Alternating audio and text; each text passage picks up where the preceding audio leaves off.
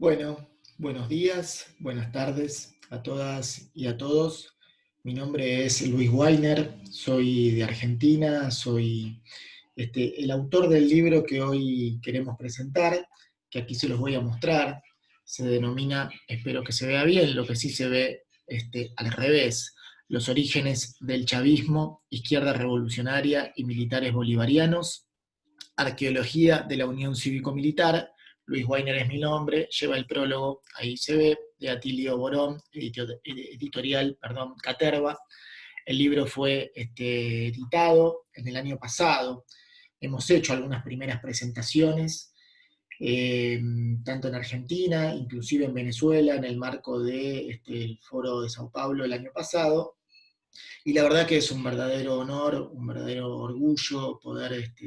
presentarlo aquí en el marco de la Feria Internacional del Libro de Venezuela. Yo hago esta presentación por la invitación además que recibimos como Centro Cultural de la Cooperación Floreal Gorini de Buenos Aires. Soy el coordinador del área de estudios nuestroamericanos. Soy sociólogo, hice una maestría en estudios latinoamericanos y un doctorado en ciencias sociales en la Universidad de Buenos Aires. Menciono esto porque en el marco de estos espacios de maestría, doctorado y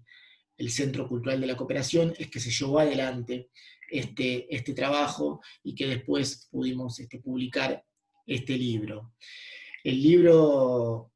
también es un poco emergencia, resultado en su momento de lo que fuera la tesis de maestría, y actualmente, bueno, tenemos pensado, a partir de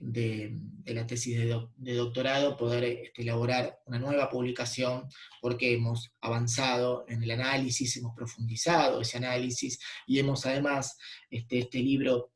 llega a, aborda el periodo 1957-1997, ¿no? Y bueno, y después seguimos trabajando durante el gobierno durante los gobiernos de Hugo Chávez Frías, porque básicamente lo que estamos tratando de abordar, indagar, preguntarnos, es sobre la arqueología, ¿no? El desarrollo que ha tenido la concepción de unión civil y militar, ¿no? O de unión cívico-militar. Y esto lo digo porque para países como el mío, como Argentina, para buena parte de los países del Cono Sur, siempre es muy difícil hablar de la cuestión, ¿no? de lo cívico-militar, siempre es muy sensible, a la luz de lo que han sido nuestras dictaduras, ¿no? Sobre todo en la década de los 60, 70 y 80, por lo cual la connotación, ¿no? Siempre es profundamente negativa para pensar lo cívico-militar, sobre todo también porque en países como Argentina hemos hecho grandes esfuerzos, desde la política y desde la academia, para caracterizar la última dictadura, no esencialmente como militar, sino como cívico-militar, y ubicar allí los sectores del poder, los sectores civiles, los sectores políticos, empresariales, las distintas corporaciones que abrevaron en ese proyecto y en esa experiencia que fue la dictadura en la Argentina. O sea que hablar de Venezuela en estos términos, desde mi punto de vista, nos obligaba, ¿no? A recuperar toda una tradición bolivariana, y al mismo tiempo observar cómo se fue elaborando, confluyendo, ¿no? Esos dos afluentes, ¿no? Que en la hipótesis de este trabajo van a coexistir y van finalmente a brevar en el proyecto del chavismo o a partir de febrero de 1999. Por eso digo que en ese sentido buscábamos un poco pensar los orígenes del chavismo, y así es que se denomina el libro, a partir de esos dos afluentes. En mi experiencia personal, hace ya unos largos años, cuando iniciaba la carrera de sociología en la Universidad de Buenos Aires, muy rápidamente lo que podíamos observar en las pantallas de aquellos y aquellas jóvenes, era ese golpe fallido, pero golpe al fin y golpe efectivo, que había tenido fuera del gobierno, del poder político a Hugo Chávez en esas 47 horas, cosa que lógicamente los venezolanos y las venezolanas conocen muy bien y mucho mejor que nosotros, pero que uno empezaba a interpretar que allí había algo más que el elemento del espontaneísmo para comprender cómo rápidamente Chávez era repuesto, ¿no? Así como había una serie de elementos que eran, si se quieren, los que detonaron o aceleraron, precipitaron ese golpe de abril del 2002, que tenía que ver con tocar algunos resortes muy sensibles, sobre todo que afectaba a los principales grupos de poder y que además golpeaba definitivamente aquel pacto de punto fijo y a la partidocracia y a los sectores también, ¿no? Los sectores de la sociedad civil, las corporaciones económicas que habían garantizado aquel pacto y que las golpeaba, y que entonces la reacción era aquel golpe. Pienso rápidamente en la ley de tierras y pienso rápidamente en la efectiva nacionalización de los hidrocarburos, ¿no? Pensando en aquella nacionalización de fachada, como bien todo era de fachada en esa larga democracia ficta o democracia de fachada o democracia de la partidocracia o de los sectores de poder, que había sido desde 1958 ese pacto de punto fijo. Por lo cual, la hipótesis de este trabajo, y uno lo puede observar allí en su índice, bueno, a contrapelo de muchas interpretaciones que hay sobre el chavismo. Yo soy de los que piensan que en el marco de la academia faltan trabajos que nos permitan llevar estas discusiones a las casas de estudio, y sobre todo en América Latina, legar esta experiencia cívico-militar y discutir con algunos preconceptos, ¿no? Con los cuales generalmente evaluamos y analizamos, ¿no? Cuán democráticos son o no los procesos políticos en nuestra región, a mi juicio muchas veces con un lente que no deja de ser estrictamente liberal, procedimental, y cuando no es procedimental no rompe con los esquemas, con las fronteras de la democracia representativa. Y lo que uno encuentra aquí en esta unión o comunión civil y militar, justamente son sectores que por fuera del pacto de punto fijo, uno debería decir inclusive ya en la elaboración de los frentes militares de carrera, pienso en el Partido Comunista de Venezuela, pero también en otras experiencias políticas de Venezuela que habían sabido elaborar y practicar, ¿no? Trabajos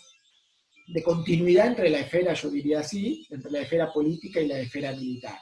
¿no? Esta idea de hablar de facciones civiles y facciones militares no nos permite comprender el proceso político y en este caso la génesis del chavismo, ¿no? Más bien hay una continuidad entre esferas, una proyección entre esferas civiles y militares que uno encuentra ya desde los años 30, 40 en adelante,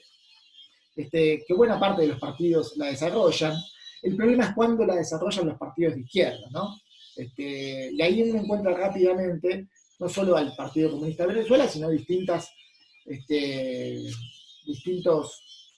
organizaciones que son emergencia de ciertas rupturas que se dan al interior del PC, de la izquierda que va a las armas muy rápidamente, y ahí también hay otro elemento, ¿no? De una izquierda vinculada al Partido Comunista que va por lo menos hasta una parte de los años 60, que va a la guerrilla, cosa que no sucede en buena parte de los PC del continente, y ese es un primer elemento para observar, porque en adelante distintos desprendimientos, ¿no? Van a ir haciendo estas elaboraciones civiles y militares, y con esto lo que decía recién, tienen en común sectores nacionalistas, revolucionarios, inclusive de las Fuerzas Armadas, sectores revolucionarios de la izquierda venezolana tienen en común ir haciendo una elaboración gradual y sostenida en el tiempo en programas y en acciones, ya desde las postrimerías de la dictadura de Pérez Jiménez. Y esto se va a ver muy claro primero, por ejemplo, en las insurrecciones aquellas de los años 60, de Carúpano, de Puerto Cabello, que lo que hacemos también es caracterizarlas en este trabajo y ver también su componente cívico-militar allí. Pero también no solo en acciones, sino en programas concretos, ¿no? En aquellas cartas de la montaña de Douglas Bravo, en una serie de documentos de sectores militares nacionalistas, cuyo elemento aglutinador para hacer estas elaboraciones tempranas, civiles y militares, es la cuestión del bolivarianismo, ¿no? Y ahí revisamos algo que ustedes, venezolanos y venezolanas, conocen muy bien, que es este elemento como aglutinador, que es el programa político y militar de Bolívar, pero lógicamente también de Ezequiel Zamora. Allí muy rápidamente uno entiende, ¿no?, la idea del pueblo en armas, la idea de lo cívico-militar, y ni hablar del tan mentado Simón Rodríguez en los términos de la creación original, la creación heroica, la creación propia, un modelo democrático sui generis, un modelo democrático dispuesto a crear todo lo necesario para atender y combinar al mismo tiempo tradiciones y repertorios de lucha a los efectos de elaborar un proyecto que pueda permitir, y así uno encuentra muy rápidamente desde aquellos años 50 y 60 que hay una coincidencia en la hipótesis de revolución, tanto por sectores de las Fuerzas Armadas como por sectores de la izquierda, que es esta cuestión de lo cívico-militar, y es un elemento muy saliente para pensar proyectos de transformación revolucionarios en nuestra América. En ese sentido, si uno observa el índice que hemos propuesto, capítulo 1, el pacto de punto fijo y la emergencia de un bolivarianismo resistente. Capítulo 2, otro de los elementos. Lo que sucede es que a mí no me interesó tanto tener estos elementos con capacidad explicativa, estos elementos por sí solos, ¿no? Por un lado, cómo se van asociando Fuerzas Armadas y sectores de la izquierda, o por otro lado, la profesionalización y la reforma de la Academia Militar, que es uno de los capítulos, el Plan de Estudios Andrés Bello y el ideal bolivariano. Bueno, ahí hacemos todo un estudio también sobre la cuestión programática, el porqué del Plan de Estudio Andrés Bello, y también todo lo que se va elaborando, ¿no?, en lo que hemos planteado como una formación de diseño abierto, y que la van elaborando también sus propios protagonistas, y desde ya aquella camada, aquella primer corte, ¿no?, que es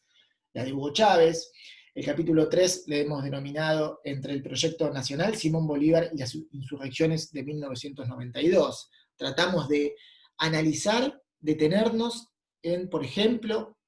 aquel libro azul, el Plan Nacional Simón Bolívar, que pareciera que es un libro algo difícil, algo encriptado, algo genérico, pero lo cierto que es un verdadero programa político, y donde uno entiende que inclusive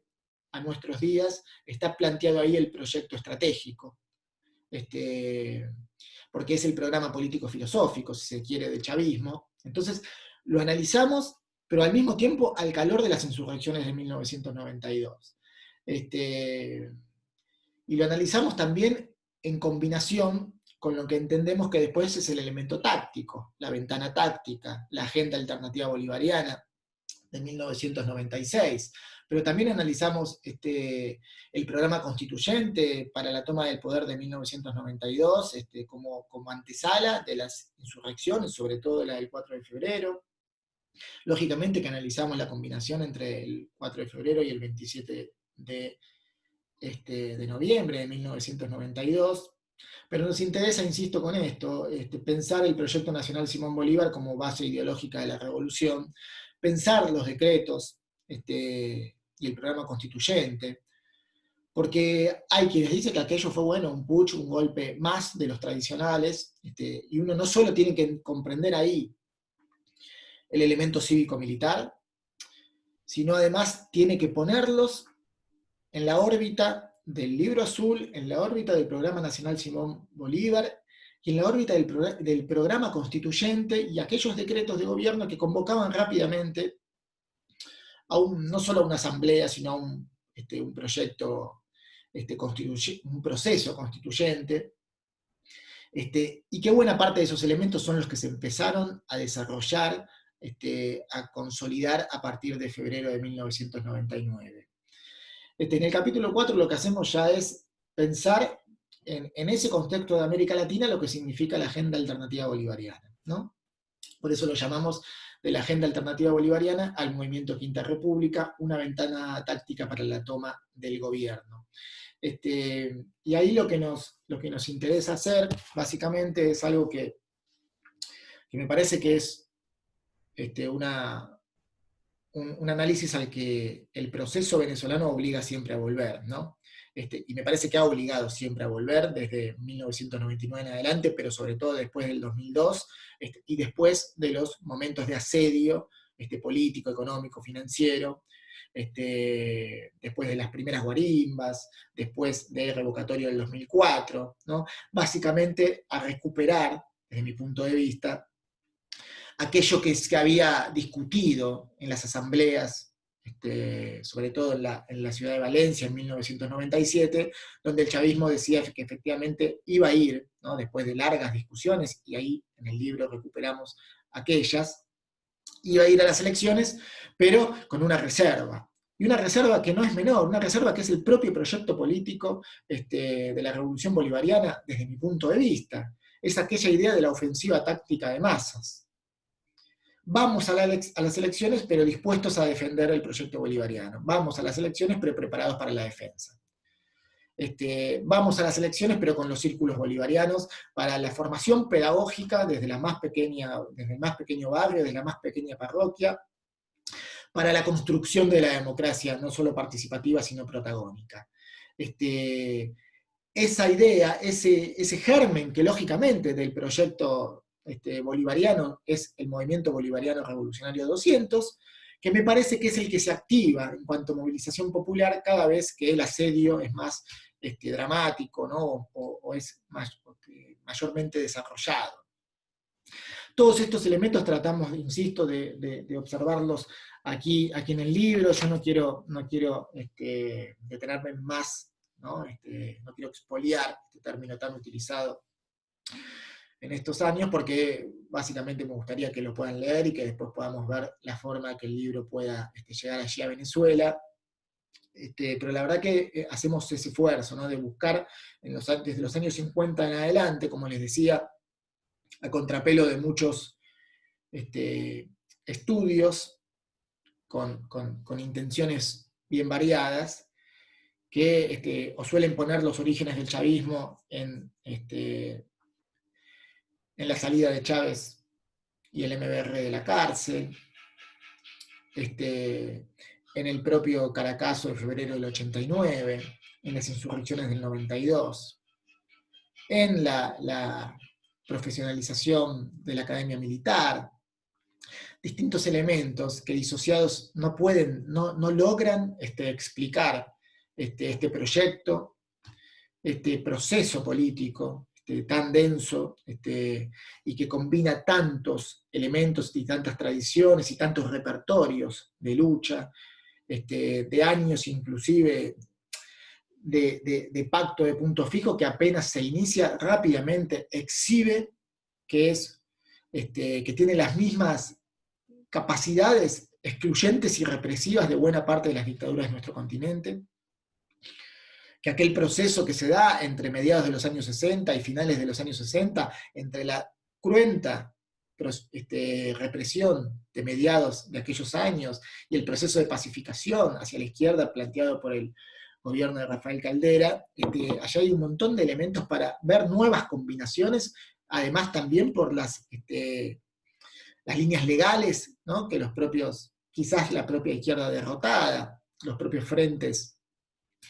guerrilleros derrotados, que ahí también hay que poder observar la asociación entre izquierda y Fuerzas Armadas, por ejemplo, en la creación de la FAL, de las Fuerzas Armadas de Liberación Nacional, la participación de sectores que además venían vinculados a los sectores militares críticos con el pacto de punto fijo, básicamente, me parece que este también es un elemento importante, básicamente, con el lugar que aquella democracia tan mentada, tan promocionada, tan promovida, inclusive por los Estados Unidos, o sobre todo por los Estados Unidos para América Latina, le reservaba a las Fuerzas Armadas, ¿no? Evitar básicamente, siempre esa es un preconcepto, o una búsqueda por parte de los sectores de poder, y sobre todo de los Estados Unidos, y de la doctrina de seguridad nacional, la combinación de proyectos transformadores o básicamente la combinación de Fuerzas Armadas y democracia, ¿no? Todavía en América Latina nos debemos una discusión en función de pensar proyectos democráticos, inclusive revolucionarios, donde las Fuerzas Armadas tengan un lugar relevante. Es imposible que sigamos sosteniendo la asociación casi natural de Fuerzas Armadas y dictadura. Desde este humilde aporte, desde aquí, desde Argentina, que es este libro, Los orígenes del chavismo, como les decía, Izquierda revolucionaria y militares bolivarianos en la arqueología de la Unión Cívico-Militar, que lleva además un prólogo que me honra y que es una persona con la cual solemos trabajar permanentemente, intercambiar ideas, que es Atilio Borón. Bueno, tratamos de colaborar a esa discusión, ¿no? Así que me parece que por ahí pasan las grandes líneas de este trabajo. Recuperamos desde ya las elaboraciones que les contaba previo a las insurrecciones del 92, los trabajos de Cleber Ramírez en relación a los decretos, recuperamos las combinaciones programáticas, las discusiones que se van a dar en aquellos años 70, 80 y en adelante, entre Chávez, ¿no? Entre el propio Maneiro, entre el propio Douglas Bravo. Tratamos de ver allí esas trayectorias que se combinan y que se disponen para la creación de un programa político, que no podemos hacer otra cosa si queremos efectivamente comprender de qué se trata a nuestros días el proyecto bolivariano, que nos lega para América Latina un programa político como el del chavismo. Tratamos de entender el programa nacional Simón Bolívar, de aquel 1991-1992, parte de la iconografía literaria del chavismo, que es aquel libro azul, como la búsqueda por ubicarse, y así está planteado, en el objetivo estratégico, ¿no? Y que además está cuantificado en cuanto a años, ¿no? Para recién después, se dice en aquel entonces, a partir de 2 décadas, salir de hacer el pasaje del objetivo táctico al estratégico, de aquella ventana táctica con aquella reserva que es la ofensiva táctica de masas, para recién sí ubicarse en el objetivo estratégico, que no es más que el libro azul, que no es más que el Proyecto Nacional Simón Bolívar, que no es más la creación de la sociedad original y solidaria así planteada. Pero primero necesitó de una agenda alternativa al neoliberalismo, tan cruento en aquellos años, y tan legitimado además, tan hegemónico en nuestra América por entonces. Bueno, esta es la invitación que hacemos aquí desde Argentina, de nuevo, muy agradecido, muy honrado por esta invitación de participar de la Feria Internacional del Libro de Venezuela. Tratamos desde el ámbito académico, pero también político, poder ofrecer un trabajo que nos ayude inclusive a poder dar estas discusiones en la política y en la academia, empezar a ubicar estos temas, abrir una nueva matriz conceptual para entender estos procesos políticos, revolucionarios, cívicos, militares, que además tanto esfuerzo han hecho para que nuestro continente deje de mirar sus procesos políticos, deje de evaluar sus procesos democráticos, en función de lentes que son cada vez más ajenos. Así que está hecha la invitación, de nuevo muy agradecido